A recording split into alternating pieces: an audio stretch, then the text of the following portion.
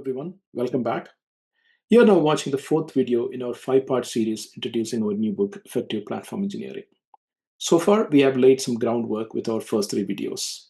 Video 1 explained what platform engineering is all about and why it's become such a game changer in the modern software delivery. Video 2 took a deep dive into technical product management and showed how it acts as the backbone of a successful platform strategy. In video 3, Brian introduced the powerful concept of compliance at the point of change, a shift in mindset that can help teams move faster and safer. If you haven't seen those videos, we highly recommend that you watch them first. They will give you a full picture before diving into Sean's session today. So before we get started, let me introduce Sean.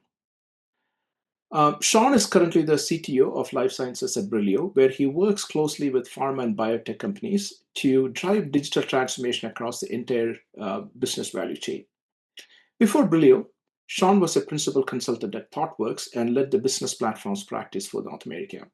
He combines deep technical know-how with a product-first mindset, thanks to his MS in computer science and an MBA and years of hands-on experience leading platform transformations across AWS, Azure, and Google Cloud.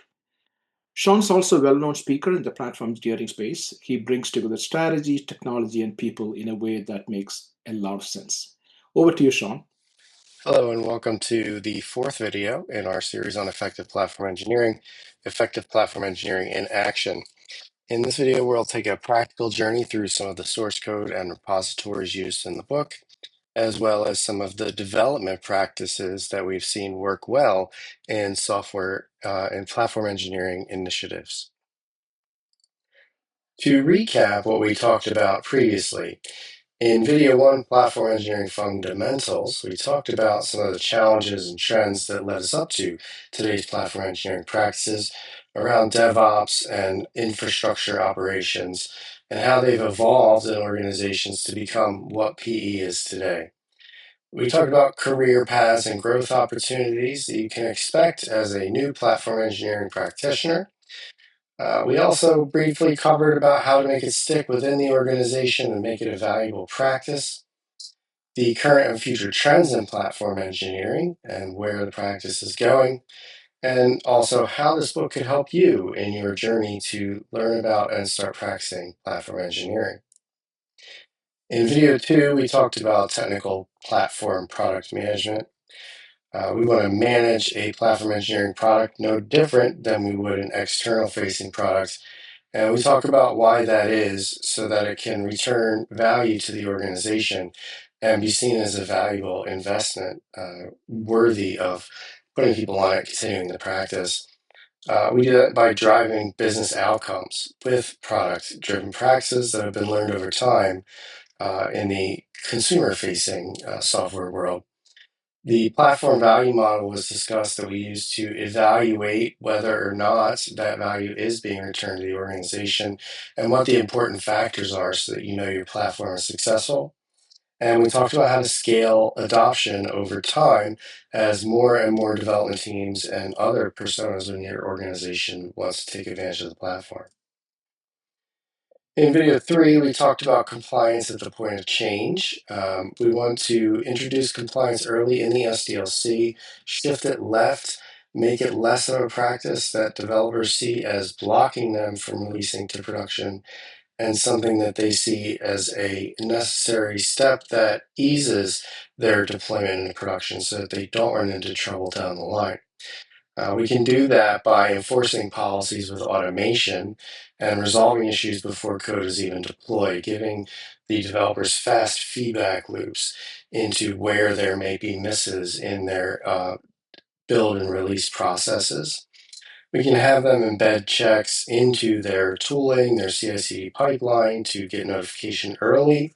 But once it's released, we can put validation continuously in front of the runtime so that we can make sure nothing is ever deployed to production that has any compliance or security issues. So we don't want these to be static. We want them to be continuous. We want them to be evolving so that they're valuable to the developers. In this video, we're going to go over some context setting of what are our goals with an engineering platform from the platform team point of view, the development practices that we would use for the platform, or the SDLC of the platform itself. We'll talk about embedding observability from the beginning of development and why that's important and the benefits that it gives us. Then we'll talk about developing and deploying the control plane, which is the core runtime of the platform. We'll use Kubernetes here. We'll talk about that a bit, but that's really the base of the platform itself. And then components that can be used to extend the engineering platform, enhancing developer self-service, and making the platform more appealing to use to development teams. So what are the goals of the platform? If we look at the traditional build and release process alongside development, it starts with needing infrastructure. I need something to deploy to. And when a developer needs to request new infrastructure, it can usually take two paths in large enterprises. If it's a development branch, you might be able to make a few changes directly, might have a little bit more leeway in a sandbox, provided it's been provisioned for your team, and start to get something out and iterate. But once you want to get to QA, or especially production, something usually needs to be approved by a COE or some sort of DevOps board or the infrastructure team. Whatever the organization has in place that requires creating a change request ticket that has to go through and be reviewed and approved. In either case, it's going to land with some sort of DevOps or operations team with another ticket so it can be tracked for auditing. And they will look at what is needed and potentially make the change. Now, as I'm sure many of you have experienced that have worked with these large enterprise systems, there's usually an operations team that owns the production environments. There might be that DevOps or SRE team that they use some of their code, but ultimately they're responsible for what goes into production. So they usually have to do an additional sign off. But it requires coordination across multiple other teams, networking to make sure things are secure, database team to see what you need. Usually everybody wants to see architecture diagrams up front. They may want to see, ADRs or some sort of explanation of why you need what you need. And ultimately, it can end up taking weeks to get through this process in many cases. I've even seen it take longer with cloud accounts, and I'm sure many of you have experienced this as well, where the general expectation is you're going to get started on your laptop and get coding while all of this process works itself out and different managers and supervisors try to ease it along. Um, as we get to cloud-based development and larger systems, starting on a laptop becomes less and less feasible in most cases. There's a larger ecosystem of tooling, of services that you have to be able to integrate with. So by trying to get started in this sandbox of a local machine, really prevents you from developing all the features you need and makes for a slow start. And that's where platform engineering has evolved from to fix those problems. With platform engineering, the friction really goes away if you do it right. You've got a platform engineering team that creates, owns, and maintains an engineering platform. And you have a software engineering team that publishes to and uses that engineering platform. That is not to say that the engineering platform is static. The platform itself provides the ability to self-service deploy new infrastructure, do things within the space of guardrails that are defined by the platform engineering team. But the software engineering team can really start to take advantage of what we'll call a paved path to production, where as long as they have code that functions and use the engineering platform, they may be able to release a software application in as little as a day. And it's a shared responsibility between the two teams, but with automation in place, there's really no friction of having to submit tickets and wait for teams to complete what they need to do. So there's already many of these practices that you may have heard about or have in place with developer experience and how developers use things in DevOps and SRE. And where does platform engineering fit in? Is it something new or is it replacing the things that are there? If we look at DevOps, that is really your experience that the developers have, or DevX, sorry, the experience your developers have to interact with those tools and frameworks through the SDLC, maybe developer portals, API marketplaces. If you've heard of Backstage, maybe working through that. And that requires platform engineering because you need the platform for the developer experience to run on and integrate with, and platform engineering is going to provide that. Now, if we look at DevOps, DevOps is really a cultural paradigm. The design and improve collaboration between developers and operations across the SDLC, getting rid of that notion of I'm going to develop software, I'm going to throw it over a wall to operations, and they're going to deploy it. It's that communication. It's evolved into a practice, a job title, to kind of indicate a full stack developer who knows how to deploy software, deploy infrastructure, and write software. But really, it wasn't originally designed for that. It was still a separation of responsibility, but just improving that communication loop and making everybody part of the same team. Well, platform engineering further enables that.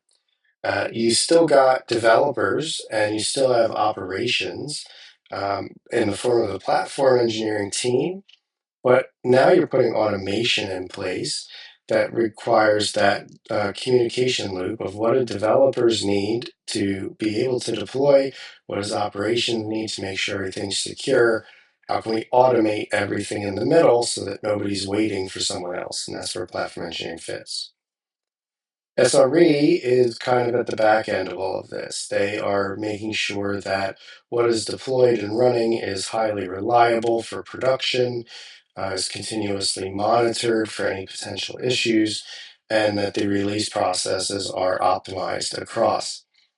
Platform engineering supports SRE. It doesn't replace it, but it provides the observability, it provides the integration of additional tooling, and it provides the ability for SRE to contribute back to the automation and the guardrails for compliance, for governance that platform engineering can put into an engineering platform. So they really work together and support.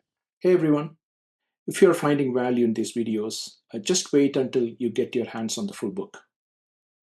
Effective platform engineering goes way beyond the highlights we are sharing here. Inside, you will find real world patterns and anti patterns, hands on examples and code snippets, some case studies from teams tackling real platform challenges at scale. We even break down how to scale internal platforms without slowing teams down, and how to measure developer experience improvements in ways that actually move the needle. Check out the link in the description. There's also a special discount for all you viewers. You can just use the discount code and get a copy and start reading today. Thank you. Now, if we look at a notional view of platform engineering, we view it as kind of different layers or different concerns within platform engineering. And for a organization just starting platform engineering, it may be one team that worries about all of this. And as platform engineering scales, maybe there are different teams or different groups of a team that worry about different layers of it. The key layers up the middle, everything starts with a security plane, and that's where all of your RBAC lives, who is allowed to access what, how are things encrypted, how does SIEM work. On top of that is the networking and connectivity. So VPCs, how are IP addresses allocated? How are things connected back to on-prem? How are things encrypted in transit?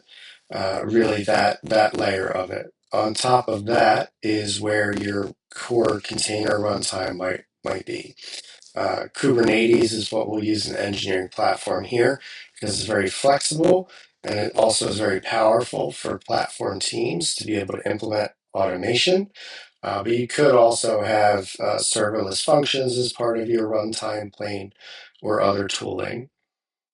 Then Using that as the compliance and governance plane, we talked about compliance at the point of change in a previous video, but this is also your CI/CD pipelines and pipeline modules, any governance that may occur around FinOps and cost controls, and making sure that folks aren't overrunning spending in dev environments in the cloud.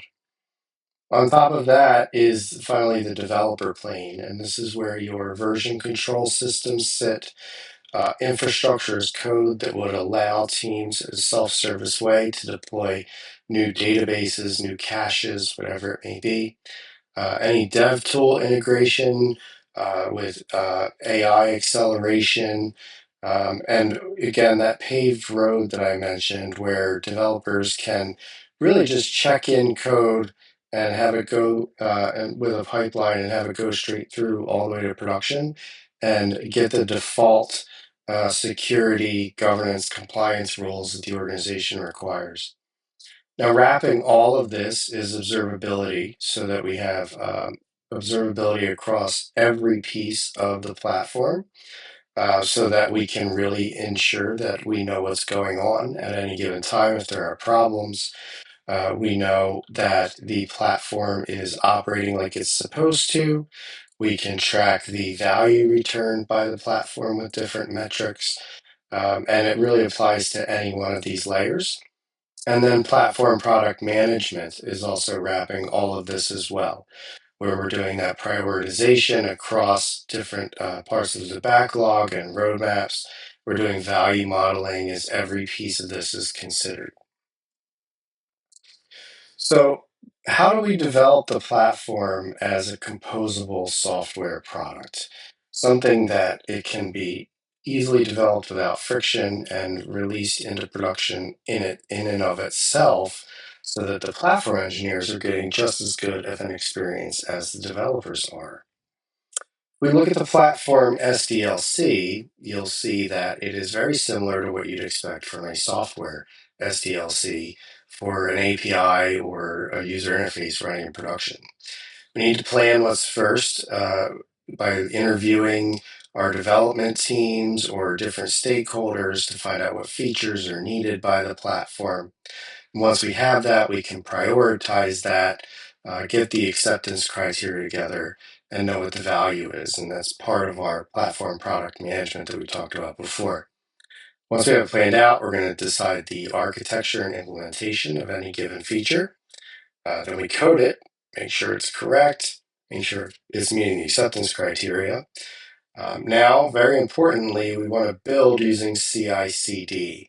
We want to automate the building of our own platform. This is not a typical infrastructure paradigm where you have scripts and you run them when you need to, and then you validate that things are there by hand. We want to incorporate automation into this, no different than any other software product. That means we also need to thoroughly test and have test automation for this. We'll talk a little bit about what that means. Once we test everything, we want to release the platform. We're going to talk about environments a little bit because pre-prod and prod environments for the platform team are a little different than they might be for your application teams. Once we release, we want to continue to observe it. We're really observing throughout. We're observing the build process, the test process, but what we're really saying here is observing the runtime in production so that as we make a change, we can see what the impact of the change was, positive or negative, and then be able to operate it, keeping the operational health up, making sure it's meeting the needs of everyone and not causing any friction. While we operate, we then see what new features are required or what changes can be made to make things better, and then go back into the plan stage. So it's really no different than any other piece of software we would have. We want our platform to be composable so that we can leverage opportunities in development teams without having to burden them with kind of having to use a large product that they might need all the pieces of, might not need all the pieces of. So I think of platform capabilities as Lego blocks. The platform team is going to release a series of Lego blocks that developers may or may not want to use, depending on their products. Think of just the storage layer. I might have one that allows you to deploy a MySQL database, one that allows you to deploy a Postgres database, another one that allows you to deploy a vector database, and so on and so on. Not every one of those teams is going to need every one of those types, and it would be a bad experience if I support 10 storage types to have to declare all of those in a configuration file and put default values in for all the ones that I don't need just to flag the one that I do need. That might be the capability that I'm going to plug that into what I need to do. Similarly, if I have a deployment pipeline and I've got different types of tests, containerization, maybe I'm going to serverless in some cases and not in other cases, I want to provide these as capabilities so that development teams can look at it and say, oh, okay, I can use this and plug it into my infrastructure, plug it into my application build and release pipeline. By treating these development teams as customers and identifying what they need and how easy it's going to be for them to use it, you really can start to scale and allow teams to innovate. If they want to go their own way and it works for the organization, sure, let's use what you need to do, but take our Lego blocks where you need them and put them in place. So, in order to design something like that, we want the platform itself to be composable because, again, we want our platform development team to have just as good of an experience as our domain development teams. And this way, we can allow the platform itself to be worked on in such a way that we can work on just the pieces that we need to work on without affecting the larger platform. And if we want to add net new functionality into the platform, now we can just plug in this new component and allow it to work for the teams that want to use it. And we do that by identifying domains, much like we would domain-driven design. If we look at the domains here, these are the primary ones that we've identified in past engagements that we've done, putting these in place. At the beginning, you have the cloud administrative identity, and that is your IAM roles. Who are the users? What are the service accounts that I need? How do I put in my least permission model? Once I know that, now I can start to baseline what my cloud accounts look like. Depending on your cloud provider, maybe it's an account, a project, a subscription, a blueprint, whatever it is for that cloud provider. But we want to know, how do we separate those so that we can get the proper division of non-production, production, sandbox environments that we'll talk about in a few minutes. Above that is the transit network layer. Again, that's really where the VPC comes in, the connection back to on-prem in a hybrid model, the encryption at rest, the encryption in transit. How are we putting that in place? And that's really the very base of the platform. Once we have that in place, now we can look at the control plane base. The control plane base has two components. There's the control plane services that go into it, and control plane extensions that go into it. Those three make up the application layer of the platform itself, if you think about it as a software product. And we'll talk about what those three pieces are in a few minutes as well. And then the last piece is the experience layer, and this is where your platform users are going to interact with the platform. They're the customer identity provider. That is going to be typically OIDC. How do I log into the platform to deploy things? How do I log into my source code provider, be it GitHub or other? We want it to be a single provider, if at all possible, because we want to have a one-click onboarding experience for our development teams. So when somebody new comes on, I want to be able to give them access to GitHub and Circle CI if I'm deploying with that, and Sneak, and my secret storage, and logging into my Kubernetes cluster. The list goes on and on. But if I have a single customer identity provider, now I can onboard my platform users very easily and with the correct roles so that they have access to the services they need, both for a platform developer and a platform user. And then using that identity provider, now they can start to interact with platform product services. And that could be, again, CI/CD pipelines. It could also be self-service infrastructure deployment. It could be team management. It could be any number of things that your developers want to do. If they want to do edge deployments, the amount of services you can put in is endless. But we'll talk about some of that as well. So if we look at a real example of how we can organize our code based on those domains, this is the companion code repository for the book itself. And in here, we have a template platform repository directory. And in here, you see these as separate folders. In a larger project, they may be separate repositories entirely. But the idea here is that each of your platform domains, IAM profiles, base control plane, VPC, services extensions, et cetera, is its own separate block of repository. So if it's in the same folder or if it's a separate repository, you want to organize it in the same way, where each folder has their source code directory, might be Terraform or otherwise. It's going to have parameter files per environment. It's going to have its own deployment pipeline configured, because I want to be able to deploy each of these separately, and I can talk about what that means as well. And because you might be thinking, well, I can't deploy a control plane without having a VPC for it to go on to. But there are ways here that we can look at it as separate to enable the team to function in a very efficient way.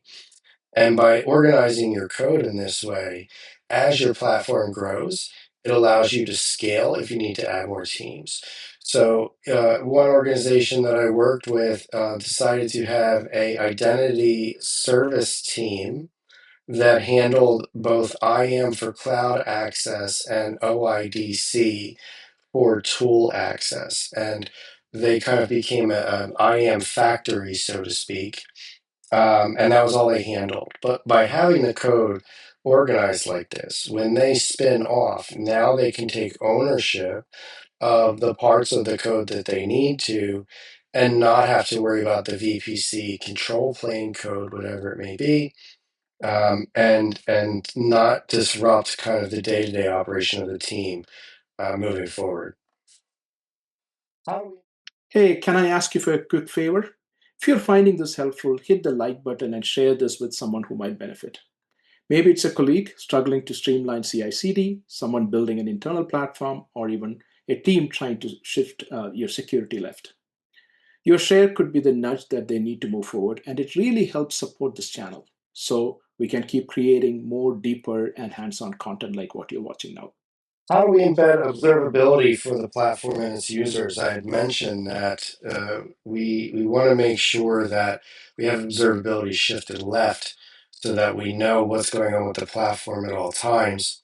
And when we talk about a shared responsibility for model for developers, it's also going to be important that if something goes wrong, we can quickly identify, was it the platform itself or was it the development code running on the platform?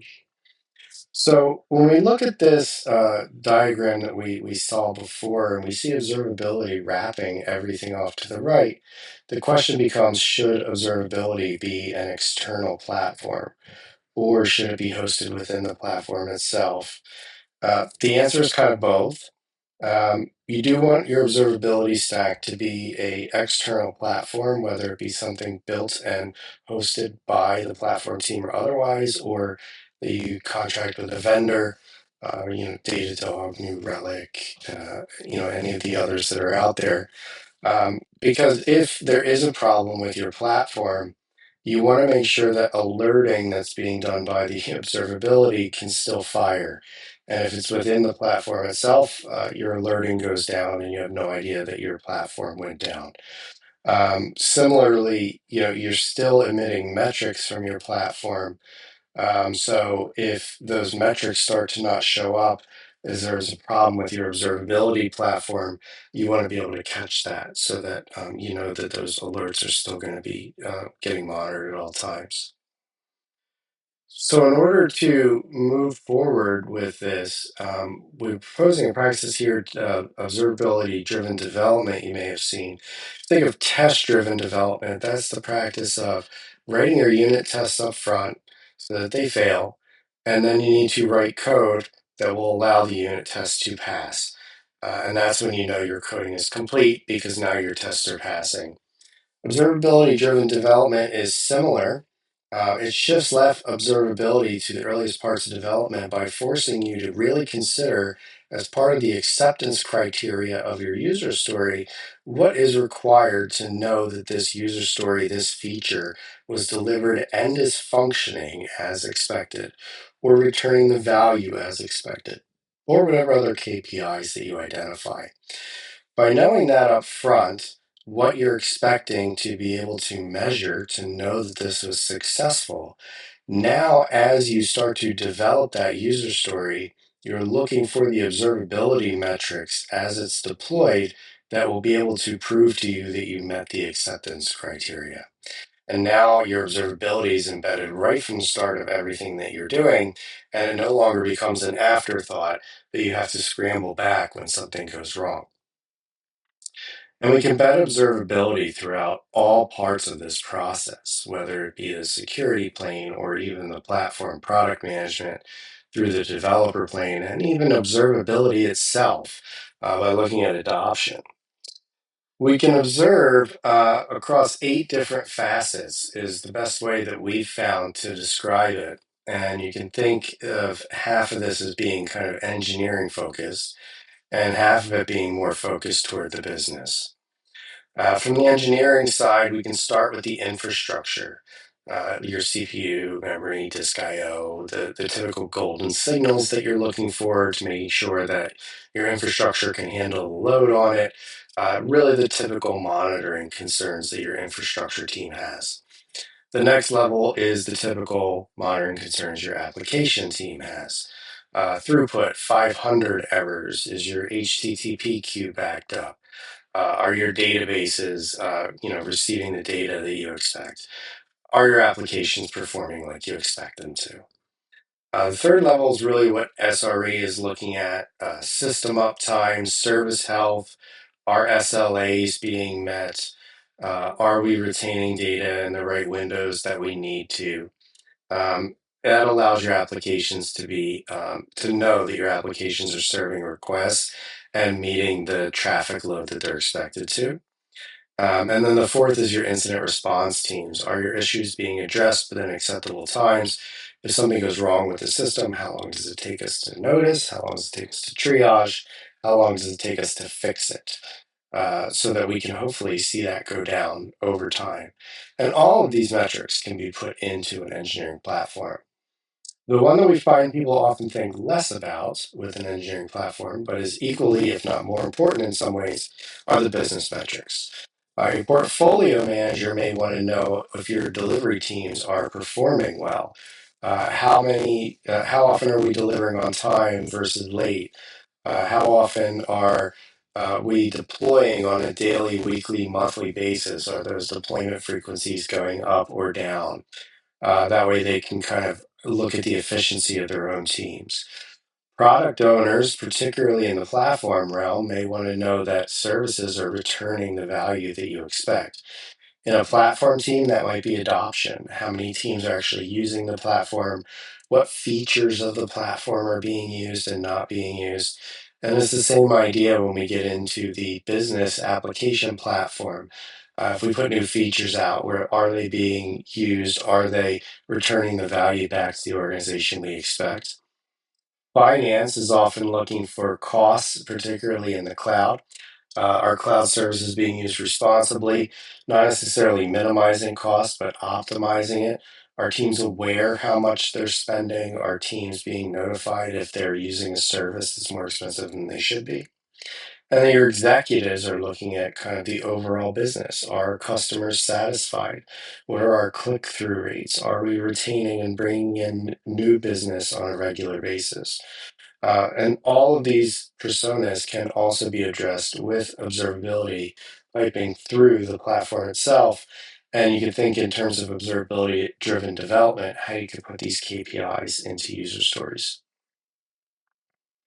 It's important to know how an observability platform works on the back end. I think most organizations, especially enterprises, are going to use a third party like Datadog or some of the others that I mentioned before. But what I found is they all work in a very similar way on the back end. And by understanding that, you're understanding how these observability and telemetry metrics get into systems, how they are used and consumed, and particularly in the case of some of the third parties, how your charges are organized. In addition to that, as observability, the importance of it is recognized, the costs are going up, partially just because that more and more companies are seeing that they need it. And also there's kind of the storage on the back end as data becomes more and more prevalent to be stored. But I've seen a lot of organizations now, particularly large organizations, start to think, would we be better off just hosting our own observability platform that's open source components or otherwise? And by knowing how it works and what the different components are, you can be well positioned to kind of make the argument, is it going to cost more to pay the license fees, or is it going to cost more to develop, deploy, and support this? So when we think of observability, we want to think from two facets. There's the users that go into the system to see what's there, and there's the external data collection that needs to put data into the system. If we start at the left, external data goes through a data ingestion service that is decoupled from what is actually storing that data, gives you some efficiency in terms of being able to handle throughput without error. If particularly if your backend storage is a lot slower than what your ingestion rate is, and which it often is, if you have kind of streaming data that may go in, it gets queued up and picked up by its data storage service.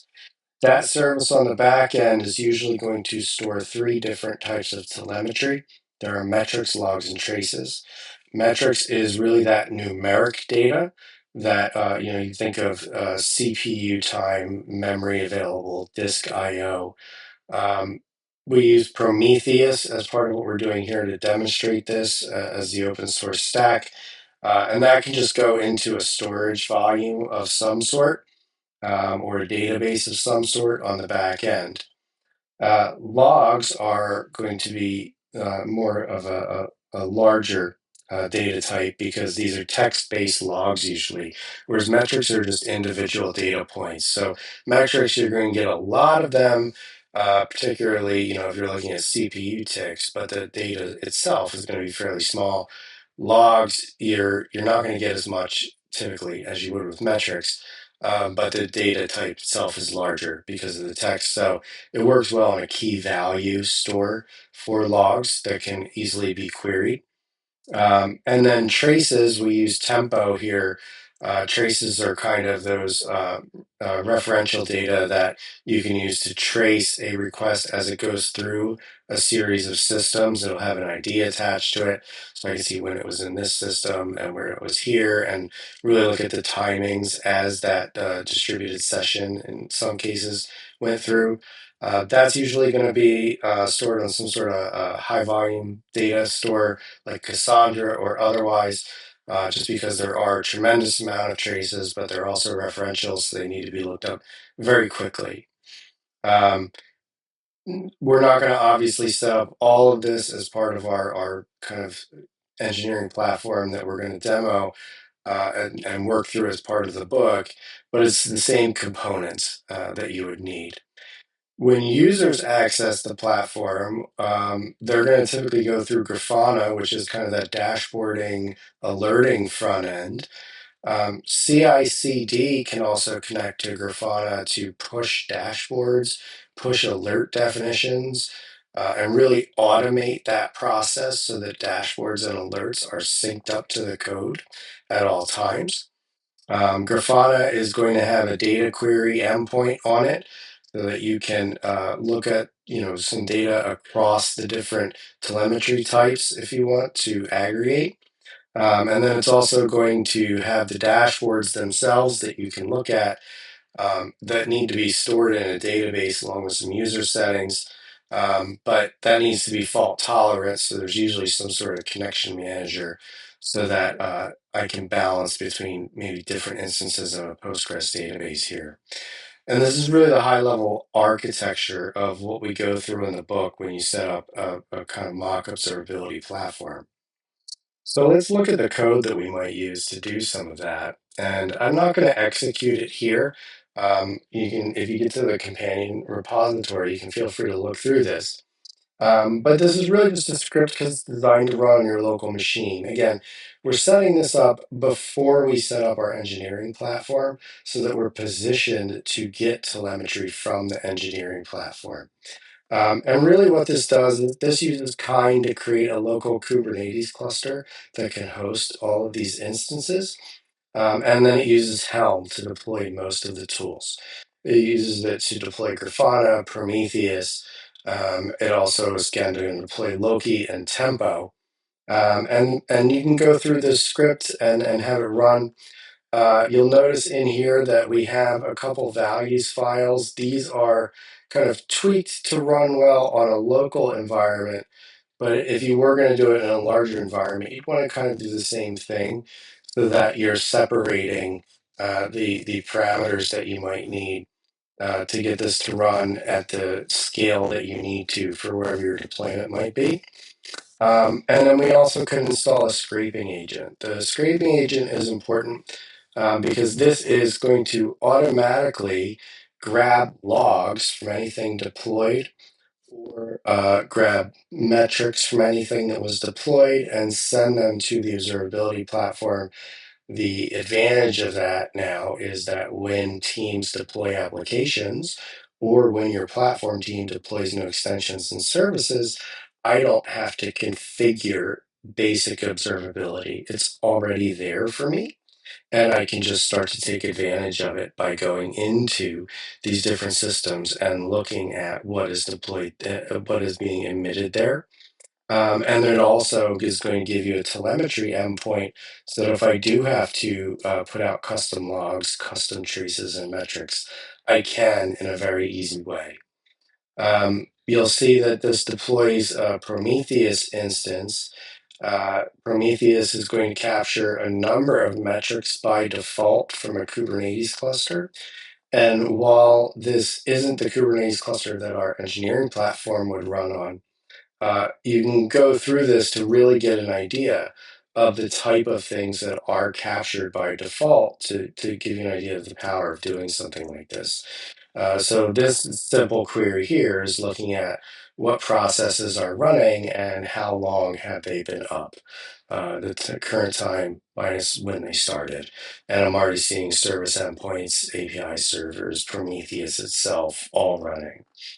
Grafana in the dashboarding, here you'll see that we didn't want to just set a default password, so we were able to deploy it with a admin password in a real environment. Maybe you have it linked through SSO, but here again it just shows that we can automate everything from the ground up and really make this a seamless process. And now I can go in and immediately just create a dashboard. Let's say I want to add something for Prometheus here. I can just add a Prometheus endpoint, and now I can start to see that all of these metrics are immediately being output just from a Kubernetes cluster. So I probably won't need all of these.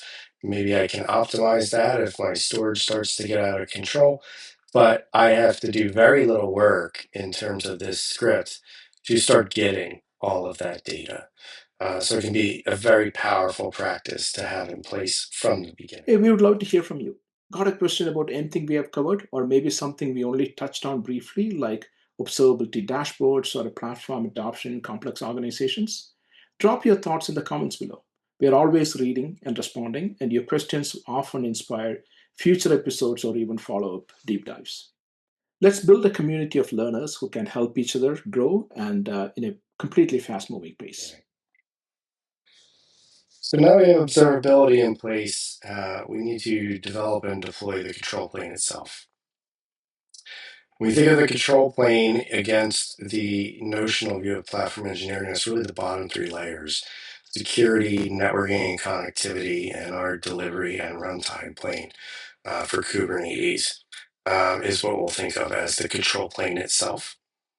Now, we talked before about this idea that there are dependencies within the control plane. You can't get away from that. You need a VPC to deploy, EKS cluster on top of it, or I need to have my identity provider in place if I'm going to have OIDC with my cluster control plane. And that is true. However, that really only can matter in most cases early in the development cycle. So when I first start my platform, yes, I have to deploy all of these things in order and go layer by layer. However, once that happens and things are stabilized, now I can start to develop these independently. So if I need to go into my VPC and create an additional subnet in it, or change some security settings in my IAM profiles, that doesn't mean that I have to redeploy my control plane base or any of my product services on top of it. And you can really apply that across any of the layers here. So that again allows my platform team to work independently among themselves, because one team can operate without necessarily affecting the operation of another team. So everybody can work smoothly. When deployments go out, the blast radius tends to be fairly small, because I'm only working on that part of the platform that I need to. And then again, as things scale, if you have teams that need to split apart because one piece of the platform becomes important enough or large enough, it makes sense to have a dedicated team just for the transit network layer as you're putting in, cloud WAN and routing among different sites and everything else that can happen. It's very easy for me to split that out now, and they can continue to deploy without having to reset anything. Now, that doesn't mean that you won't have an instance where, suddenly, your CIDR addressing changes and you have to redeploy a VPC, and that means that everything above that you have to figure out, how to deploy that as well because you're recreating the VPC. Try to avoid those situations. They can come up, so it doesn't solve all the problems, but most of the time, this will allow you to operate very efficiently and independently. We talked about environments briefly before to talk more about it here. The idea is that non-production and production for the platform team means something different than it does for your application teams.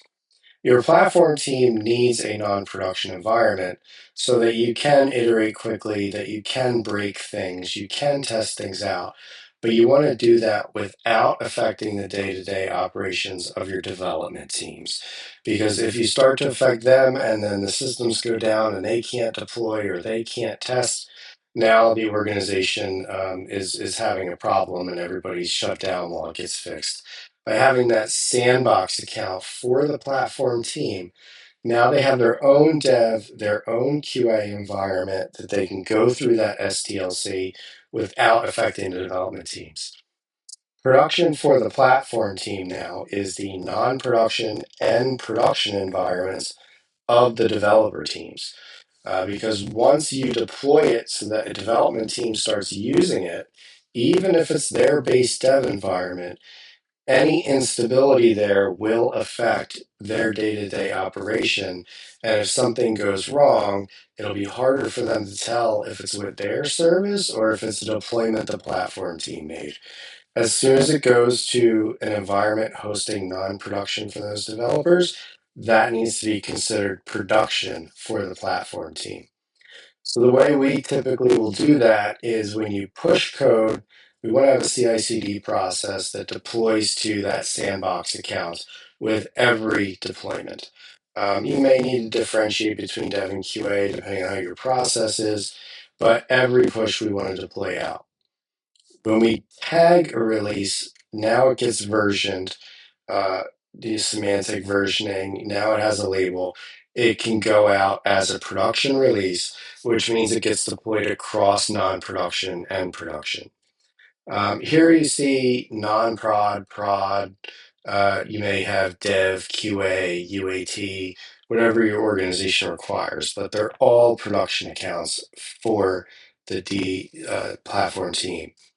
You also see a preview account here, or a preview environment. What that is designed for is if version 1.1 of the platform is about to be released, or a platform service is about to be released, by providing a preview environment, that gives your developers the opportunity to deploy their code into the preview environment to make sure that this platform change is not going to break their code, so that they can give feedback to the platform team before it gets deployed into their non-production environments, almost like a beta type a preview. But again, that needs to be a production environment. You still want stable code going there for your engineering platform so that your developers don't get confused. At the end, you see management. That might be, CI/CD services. It might be other management routines that the platform needs to monitor production. And again, all of that is production for the platform team because it's used by your developers.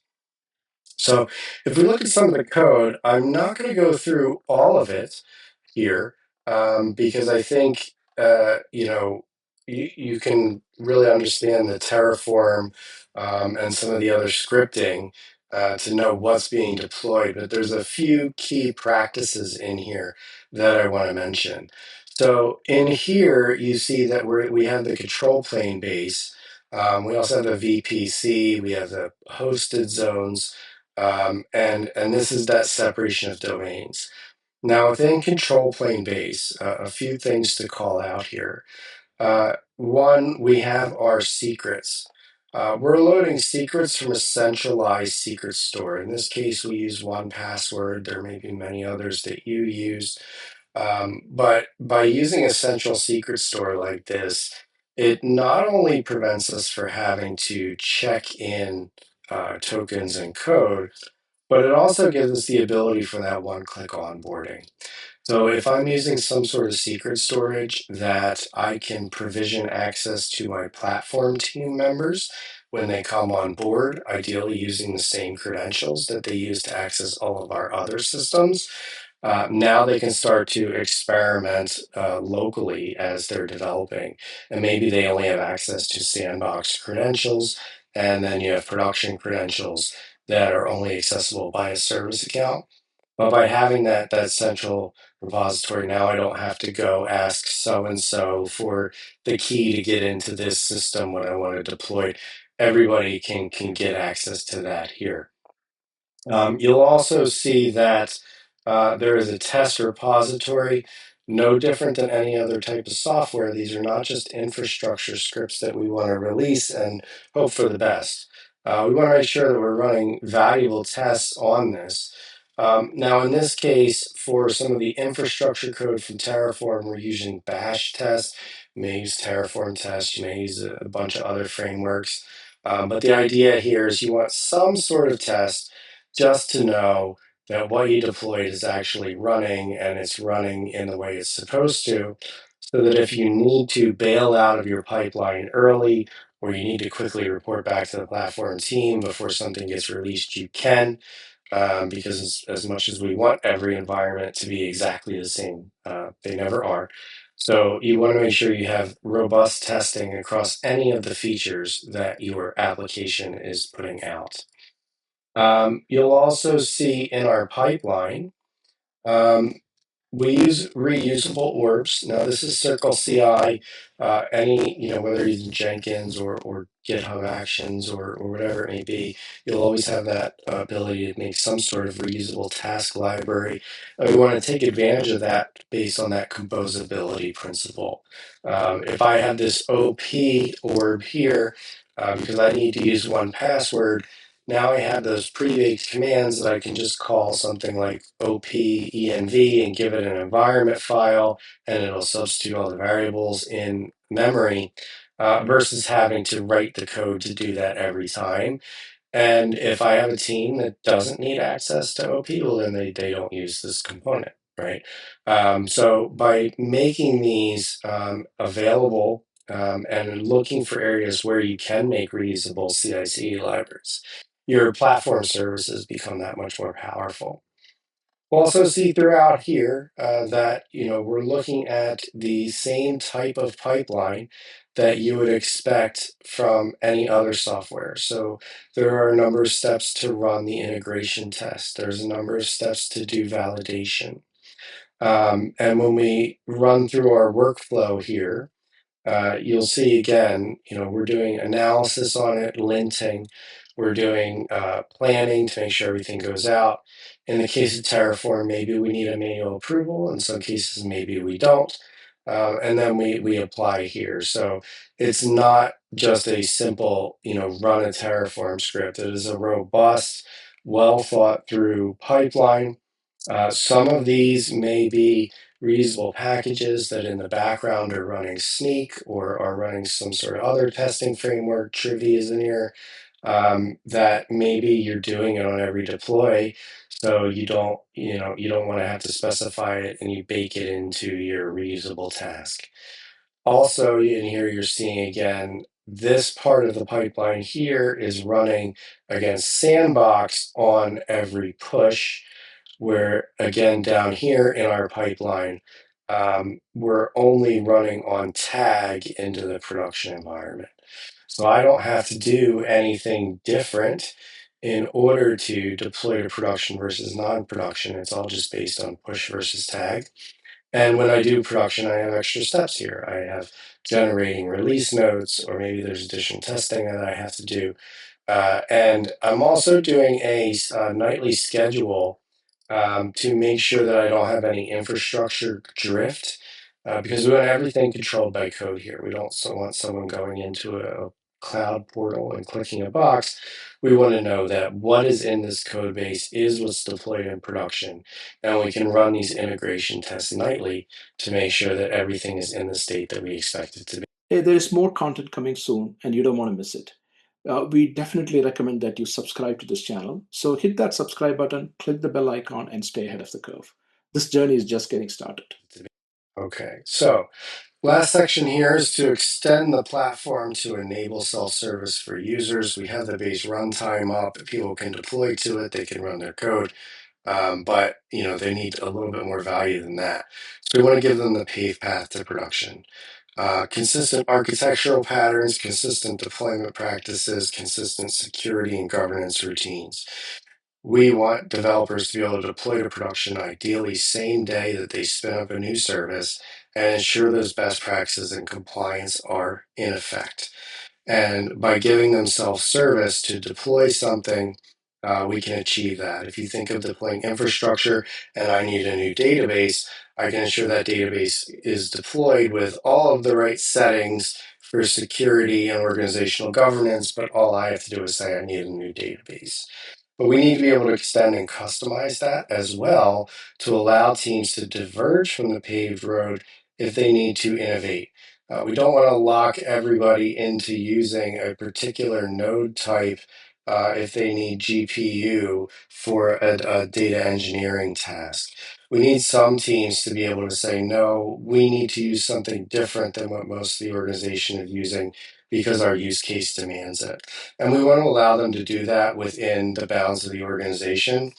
And understand that when you do diverge from the paved road, maybe there's things you have to take care of that you didn't before.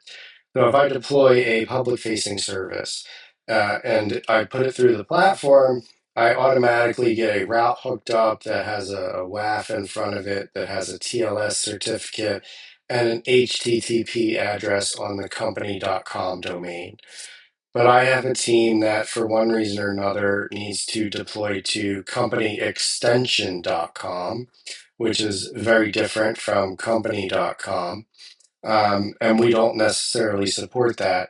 But we can allow them to do that, but maybe now they're responsible for getting their TLS certificate issued or rotating it on occasion or setting up an ingress path, whatever it may be.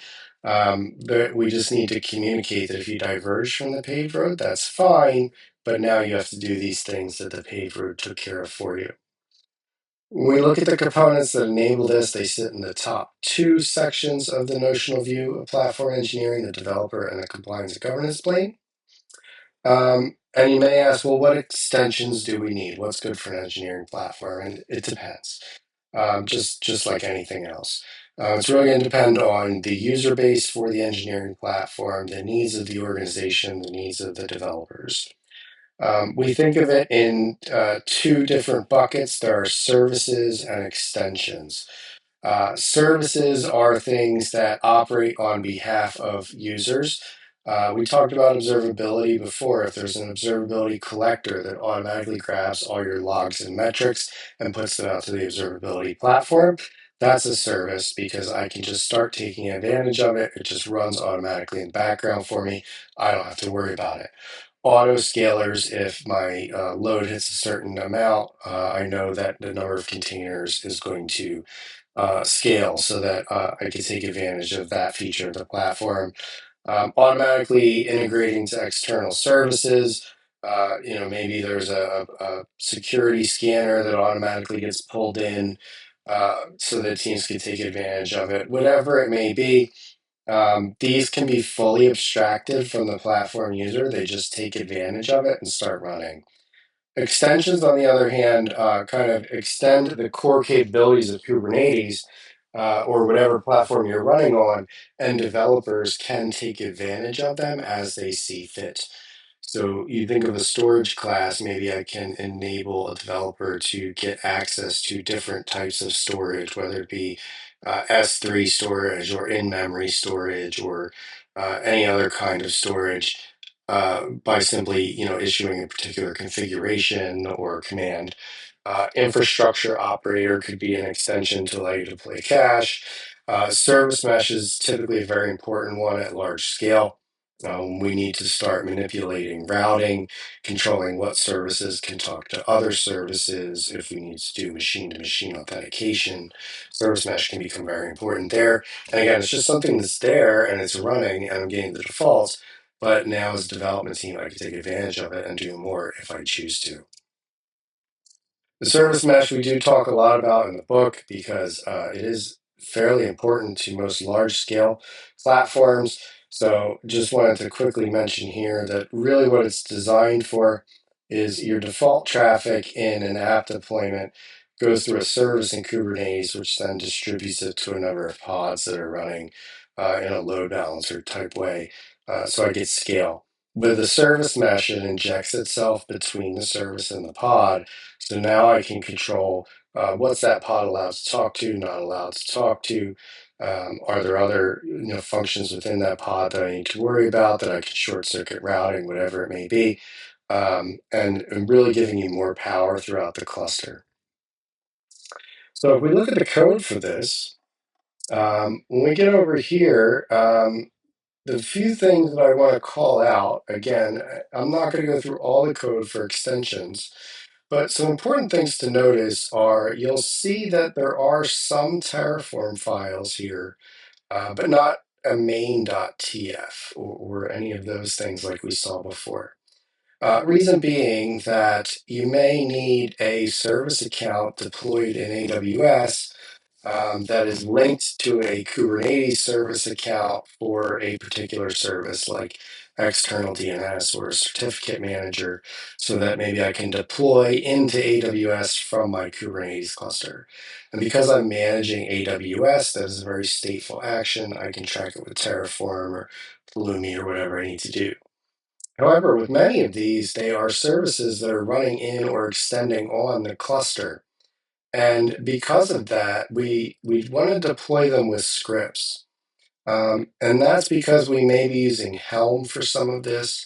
If we look at Istio, we're downloading the installer and running it through a shell script, and we need to check some things. And we may not want to do that through Terraform because we may want Istio to be able to update itself in the background. And if we're tracking that through something like Terraform state, that can get kind of messy because now we don't know what's actually out there. Um, we need to update it on the fly, but we don't want to have to reissue the Terraform deployment every time and synchronize state back and forth. So it becomes easier to do this through scripts. You can do it through pipeline commands as well. Doing it through scripts can make it a little bit easier for the local testing loop. But really, that important distinction is if I'm managing the core infrastructure of the platform, then Terraform, Pulumi, IAC makes a lot of sense. But if I'm managing those extensions and services within the platform itself, I want to use different deployment mechanisms. I might be deploying an API into the cluster as a container, or I might be deploying some of these Kubernetes services. External DNS can provision DNS names and link them back through the service mesh. So I want to install that with Helm, and I want to be able to control all the different flags that get set. But I still need that role from AWS that was provisioned through Terraform. So don't get married to the idea that because this is infrastructure, I always need to use Terraform, always need to use Pulumi, Bicep, whatever it may be. Because while many of them do have providers for these sorts of operations, in our experience, it can really become a headache in the long term and at scale if you try to force everything into that IAC paradigm. The other thing then here, again, when we look at our configuration for pipelines, it's the same idea, whether it's IAC or any other sort of deployment. We're still kind of running tests in here. We're still kind of differentiating between non-production and production through push and through tag. So pay attention to those things as you go through. Um, when we do the tests in here, in this case, you'll see some things that are kind of bash tests, some things that are Ruby tests with AWS spec, because maybe it's easier to get the parameters of an individual cluster that way than it would be with something else. One of the things with the platform engineering is you're trying to take away the cognitive complexity for developers from managing all these things. There is some level of complexity that still ends up in the platform itself. And you need to be prepared to adopt multiple tech stacks if you want to be able to operate efficiently, which can make it a little bit more challenging in some ways. But it's not a wide enough array of technologies that it can get to be overly burdensome. So that concludes our talk today on effective platform engineering in action. The book right now, at the time of this recording, is in the Manning Early Access Program. Feel free to check it out at Manning's website. The print version should be out very soon, and it may already be out by the time that you watch this. Um, we do have another video coming up in the series that you can check out, the impact of Gen AI and LLMs in platform engineering. Very new practice. It's kind of evolving by the day. But we really look at how we can get measurable improvements in our platform engineering practice with AI. We can improve the developer experience with different generative AI functions, enabling a better way to use the platform. Generative AI can help improve the observability space as well in with querying the different observability metrics and building dashboards. And then lastly, what is agentic AI that we're hearing a lot about now? And how does that impact platform engineering going forward? So thank you again for watching the video. For more information, you can go to our website at effectiveplatformengineering.com. Again, my name is Sean Alvarez, and there are a few of us that have written this book. Thank you to Ajay, Nick, and Brian as well. And feel free to watch Hey, the next thank you. video. So we are excited for what's coming next because it's all about action. You will get to try out some of the code-based exercises that you're watching today. But we'll also start talking about some of the future of platform engineering with what's the application of Gen AI in platform engineering.